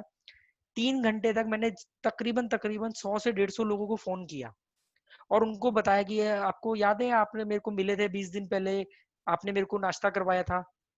कौन किसको करवाया था? मैं कहा वो राकेश शर्मा, मैं कश्मीर से कन्याकुमारी जा रहा था। अच्छा अच्छा, हाँ बताओ कोई प्रॉब्लम हुआ क्या? नहीं नहीं, प्रॉब्लम नहीं हुआ, मैंने अपनी जर्नी पूरी कर ली है, मैं इस समय कन्याकुमारी हूँ, आपको थैंक यू कहने के लिए फोन किया है। तो वो इतने खुश होते थे, मतलब तकरीबन तकरीबन मैंने सभी लोगों को फोन किया जितने मेरे पास जिनके उनके फोन नंबर थे। एक ने मुझे कहा कि अच्छा रुको, फोन मत काटना, मैं अपनी वाइफ से बात कराता हूँ। जैसे वाइफ को बताया होगा कि यार आज मुझे कोई आदमी मिला था, वो कश्मीर से कन्याकुमारी जा रहा है। तो मैंने अब उस आदमी का फोन आता है 1 महीने बाद, सोचो मतलब एक बड़ा यूनिक वो हो जाता है। तो मैंने सारा डाटा कलेक्ट किया, उसको मैं अपनी बुक या ब्लॉग में इसको डालूंगा ताकि ज्यादा से ज्यादा इंफॉर्मेशन लोगों तक पहुंच सके। और कई साइकिलिस्ट के मेरे को इस जर्नी के बाद में फोन आया कि आप थोड़ा हमें गाइड करोगे कैसे हम ये जर्नी कर सकते हैं या क्या वो है। तो यही एक छोटी सी अपनी जर्नी थी। ये फोटो ये जब मैं 2 महीने घर में रहा काठमांडू से दिल्ली आने के बाद, तो ये उस बीच वाली फोटो तब की है जब ये जर्नी शुरू करनी थी जिस दिन। तो ये उस समय एक बड़ा एनर्जेटिक था कि अब मैं शुरू कर रहा हूँ, तो ये तब की है। और ये बिल्कुल लास्ट की है, 8 से 9 किलो वेट मेरा लूज हो गया जब मैं कन्याकुमारी पहुंचा। ये विवेकानंद केंद्र में मुझे उन्होंने 5-6 दिन में रहा।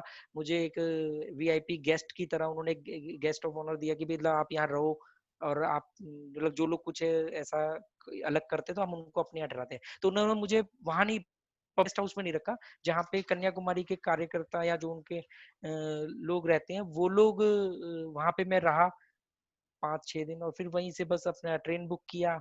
बहुत सारे साइकिलिस्ट मिले पूना में। बहुत पूना को जब मैंने क्रॉस किया, पुणे में जिस दिन मैं रात रुका, समाधान नाम के वो शख्स जिनके फ्लैट में मैं रात को रुका, उसके बाद मैं वहां से सुबह जब निकला, संडे था, और उस दिन पुणे में जो एनुअल मैराथन था, तो वो मैराथन था, लोग दौड़ रहे थे, उनका वॉलंटियर भी थे बहुत सारे। तो उस बीच में उन लोगों वो लोग मेरे को भी बहुत मतलब मैं रुकता था, मेरे से बात करते थे, मेरे को काफी मेरा हौसला बढ़ाते थे। तो मैंने देखा महाराष्ट्र में, और महाराष्ट्र में स्पेशली पुणे के अंदर बहुत ज्यादा लोग जागरूक हैं साइकिलिंग को लेके, बाइकिंग को लेके, एनवायरनमेंट को लेके, और स्पोर्ट्स को और फिजिकल फिटनेस को लेके। मतलब महाराष्ट्र में है, और महाराष्ट्र में भी पुणे में सबसे ज्यादा है। अब तो बहुत जगहों पे बन चुका है। केरला में बहुत अच्छा रिस्पांस मिला, त्रिवेंद्रम तिरुवनंतपुरम में बहुत, मिस्टर प्रकाश वो मेयर हैं वहाँ के साइकिलिंग ग्रुप के। तो बहुत ही यूनिक एक्सपीरियंस। को कुछ पूछना है तो पूछो, मैं तो इस बारे में बहुत कुछ बोल सकता हूँ। Hello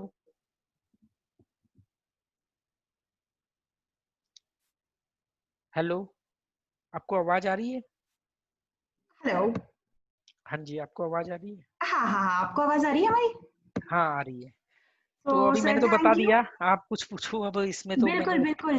sir, as we all know कि there are many who are setting their eyes towards this journey from Kashmir to Kanyakumari. सब सबका एक ऐसे, ये you can say that it's like everybody wants this, everybody.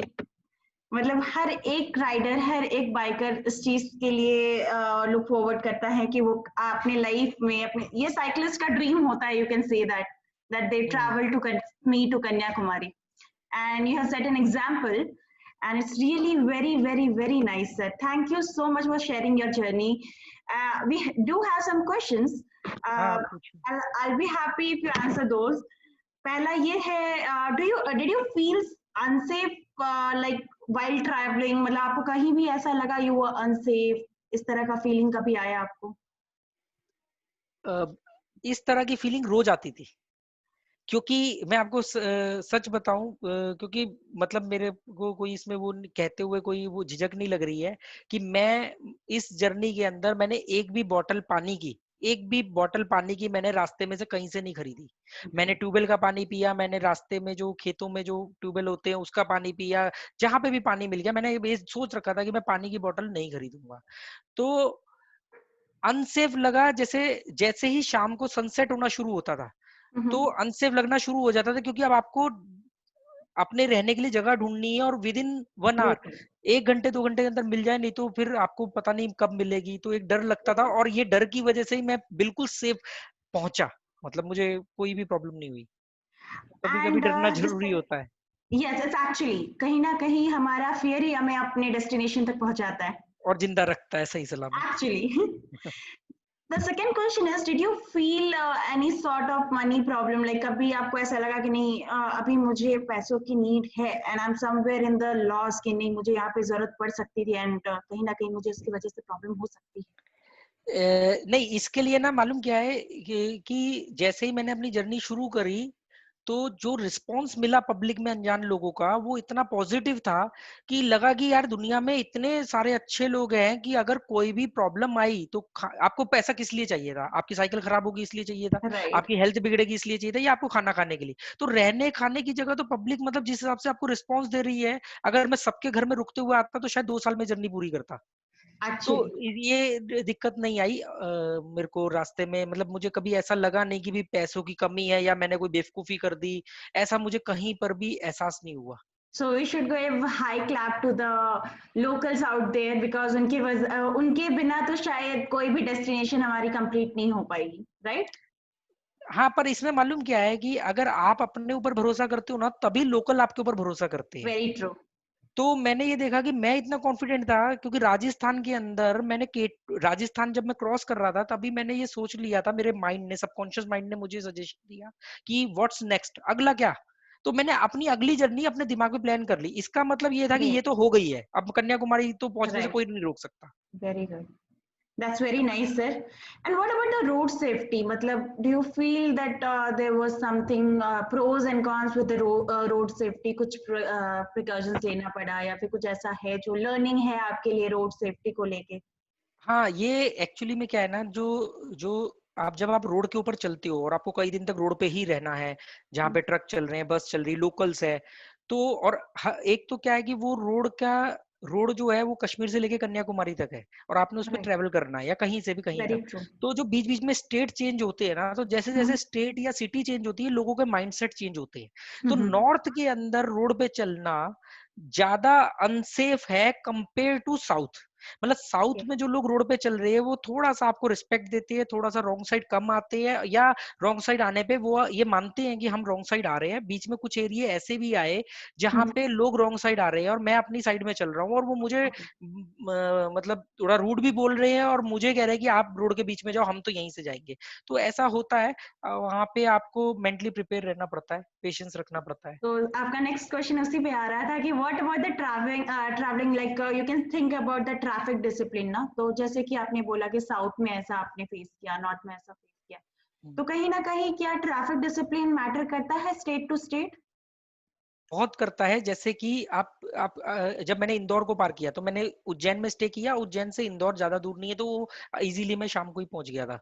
तो इंदौर जो है, आपको पता होगा कि पिछले 2-3 साल से इंडिया की क्लीनेस्ट सिटी में का अवार्ड जीत रहा है। ठीक है, तो लगा कि यार लोग बड़े सभ्य होंगे, मतलब जो क्लीनेस्ट सिटी का पर वहां पे मैंने वीडियो है मेरे पास, वहां पे मैं रोड पे 20-20 मिनट खड़ा रहा, मैंने मैक्सिमम लोगों को बिना हेलमेट के देखा।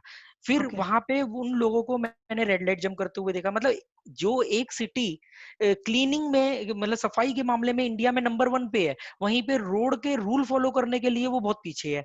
जबकि उडुपी के अंदर, उडुपी जब मैंने कर्नाटक में, मैंने उडुपी में था, तो वहां पे मैंने रोड सेफ्टी के लिए देखा कि लोग, कोई भी आदमी बिना हेलमेट के नहीं देखा। और वहां लोगों में ईमानदारी इतनी थी कि मैंने रोड पे इतनी बाइक देखी, सब अपने बाइक पार्क किया, हेलमेट को बाइक के ऊपर बिना लॉक की किया। नॉर्थ में हम लोग जब अपना हेलमेट लेते हैं तो उसको ट्रू। पहले लॉक लगा देंगे यार कोई हेलमेट ना चुरा ले। पर मैंने उडुपी के अंदर मैंने वीडियो शूट किया है, मैंने सैकड़ों बाइक और अपने सामने देखा हेलमेट ऐसे ही ओपन छोड़ के चले जाते हैं। एक ट्रस्ट है कि नहीं जाएगा, हेलमेट चोरी नहीं होगा। तो ये यस। वेरी करता है state to state, city to city. तो थोड़ा साउथ में लोग थोड़ा ज्यादा रोड सेफ्टी को लेके प्रिकॉशंस लेते हैं, आपको रिस्पेक्ट देते हैं रोड पे। पर थोड़ा सा नॉर्थ में, स्पेशली जब यूपी के कुछ एरिया हैं जो मैंने आते टाइम पार किया था, काठमांडू से दिल्ली, आगरा के आसपास का एरिया, तो वहां पे थोड़ा सा मुझे लोगों का रूड बिहेवियर का सामना करना पड़ा। ओके। एंड ऐसे तो journey was really very beautiful. आपकी इमेजेस से, आपकी स्टोरी नरेशन से सब पता चल रहा है कि every place, every thing was more beautiful for you.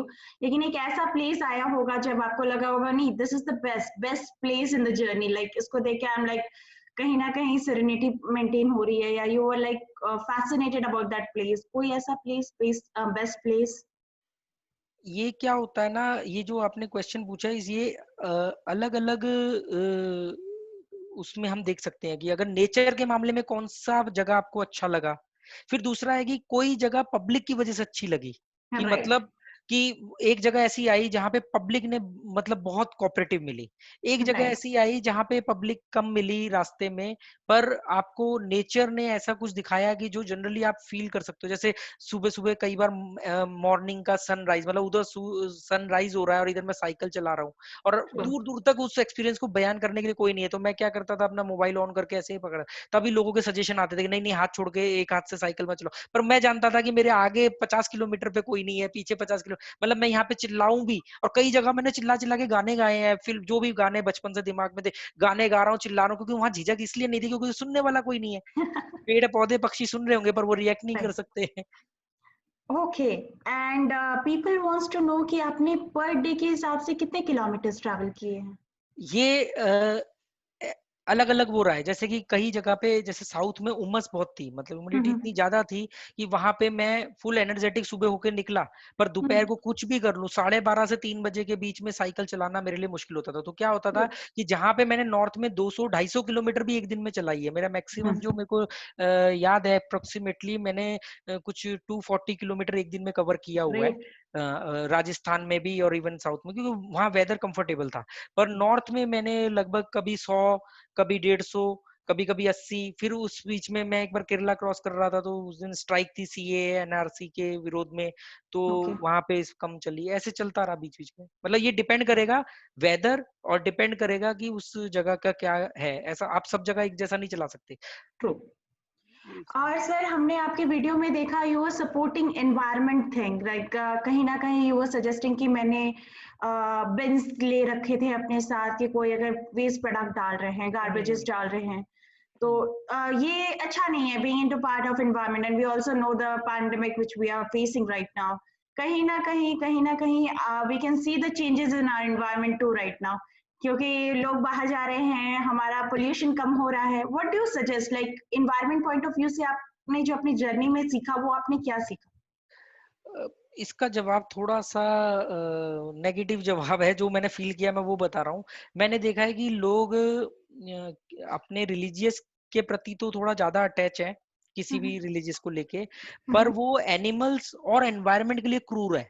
मतलब ओके। जो आदमी सुबह उठ के पूजा कर रहा है, भगवान को मान रहा है, और भगवान की वजह से या पंडित ज्योतिष के कहने पे दान धर्म कर रहा है, वो एक जानवर को डंडे से मार रहा है, या पेड़ कट रहा है, डैमेज कर रहा है, या पेड़ वो आग लगा रहा है, उसको फर्क नहीं पड़ रहा कि ये आग अगर किसी चीज को जला रहा है तो थोड़ा साइड में जला ले पेड़, मतलब वो इस बारे में सोच ही नहीं रहे हैं। तो मैंने ये फील किया इस जर्नी में कि एनवायरनमेंट को लेके और एनिमल्स को लेकर के मतलब पब्लिक सोचती नहीं है, जागरूक तो बहुत दूर की बात है। तो मैं लोगों से इस बारे में डिस्कशन छेड़ता था, और मैं उनको बोलता था कि अपनी लाइफ में ना कभी पेड़ मत लगाना, मतलब आप पेड़ नहीं लगा सकते। तो वो कहते थे यार ये कैसा आदमी है, या दुनिया कह रही है पेड़ लगाओ और ये हमें कह रहा है कि पेड़ मत लगाओ। तो मैं तो इस तरह की चीजें छेड़ता था कि इस बारे में डिस्कशन हो। तो जब राइट। मैं बोलता था वो कहता अच्छा ऐसा क्यों, मैंने कहा आप पेड़ लगा ही नहीं सकते, आप पौधा लगा सकते हो जो पेड़ बनेगा 1 से 1.5 साल बाद, आप उसको केयर करोगे, पालोगे, पोसोगे, तब जाके आपने एक पौधा लगाया और बोल दिया मैंने पेड़ लगाया, उसकी फोटो खींच के आपने फेसबुक पे शेयर कर दी, उसके बाद राइट। आप अपने घर में जाके बैठ गए, वो डैमेज हो गया। यस। तो राइट। आप एक, मैं बोलता था कि मैंने एक भी पेड़ नहीं लगाया, पर मैं उस दिन लगाऊंगा जिस दिन मैं उसको पूरा वयस्क पेड़ बनने तक मैं उसकी निगरानी रख सकूं। तो वो बहुत सारे, जैसे मैं पंजाब को जब क्रॉस कर रहा था तो होर्डिंग देखता था, सीएम ने लगाया हमने 1.25 करोड़ पेड़ लगाए, तो उन्होंने 1.25 करोड़ प्लांट लगाए, वो कितने पेड़ बनेंगे 2 साल बाद हमें नहीं मालूम। राइट।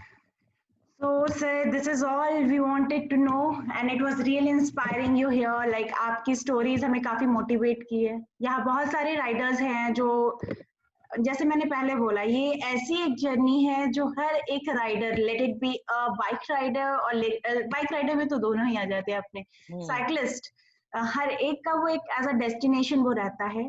तो there many new riders here. यहाँ पे हमारा जो green adventure, as we have already told, green adventure is for you, by you, from you, मतलब ये हमारे लिए है। तो हम्म आपको क्या लगता है ग्रीन एडवेंचर के जो बिगनर्स हैं, क्या आप उनको इस जर्नी के लिए कुछ ऐसी मोटिवेशन थॉट या फिर कुछ ऐसे इंस्पायरिंग वर्ड देना चाहते हो? Please help us with that. हाँ, इसमें एक्चुअली मैं ना मतलब सिम है बहुत ज्यादा, बहुत एक सर है, और इसमें इतना सिंपल है कि आपके मन में जो आए वो आपको करना है। पहली बात तो ये कि अगर मेरे को लगा कि मुझे काठमांडू से साइकिल लेके निकलना है। जैसे से बात हुई, उन्होंने बोला कि आप कब आ रहे हो, मैंने कहा मैं कल निकल रहा हूँ, टिकट तो मैंने बुक नहीं करी, तो मैं कहा मैं साइकिल से आ रहा हूँ। मन किया तो चल दिया, मन किया तो केटू को करना है तो करना। तो पहली चीज तो ये कि जो दिमाग में आया वो आपको कर डालना है, वो कैसे होगा ये सेकंड स्टेप है, पहले आपको करना है। दूसरा ये कि जब आप ऐसे फैसले लेते हो तो आपका मन आपके आगे सबसे पहले एक शैतान बन के खड़ा हो जाता है, कि जो आपको पहले अरे कुछ हो गया तो करियर का क्या होगा, ये तो हम बाद में भी कर सकते हैं, जबकि ऐसा कभी नहीं होता, कोई बाद में नहीं कर पाता। जिसने कर दिया कर दिया, आपको मालूम नहीं कि कल हम कहाँ होंगे। कहाँ तो होंगे। कर डालना। फिर आती सोसाइटी, फिर सोसाइटी की बात आती है, जो सबसे पहले सोसाइटी आपको क्रिटिसाइज करती है, जिसका पहला स्टेप आपके घर के अंदर से शुरू होता है। ये बात मैं स्पेशली बोलना चाहता हूँ, क्योंकि जैसे ही आप जब इस तरह की चीज बोलोगे तो लोग आपको बोलेंगे कि ये आदमी पागल हो गया, या ये, जैसे मुझे कुछ लोगों ने बोला आपने पॉपुलैरिटी के लिए किया है, कुछ ने बोला आपने हीरो बनने के लिए किया है, कुछ ने बोला आपने पैसा कमाने के लिए किया है। जबकि आप जब निकल रहे हो आपको मालूम नहीं कि आप जिंदा पहुंचोगे नहीं पहुंचोगे, आप हाईवे के ऊपर हो, आप कैसे कह सकते हो कि आप उसके लिए कर। बिल्कुल। तो क्रिटिसाइज करती है सोसाइटी आपको, तो वो आपको मतलब एक कान से सुनना है, दूसरे, और अगर क्रिटिसाइज कर ली तो समझ लेना आपका फैसला सही है। Okay. So we all say that criticizing is the first step to your journey. ये किसी के लिए भी बहुत important है. And it was really nice having you here, sir. Thank you for motivating us. Please come up with your new stories. We'll be Yeah, looking forward with your stories. Please share your stories on yeah. Green Adventure and help people motivating out here. It was really nice having you here. Thank you so much, Thank sir. you. Thank you. Thank you. Okay.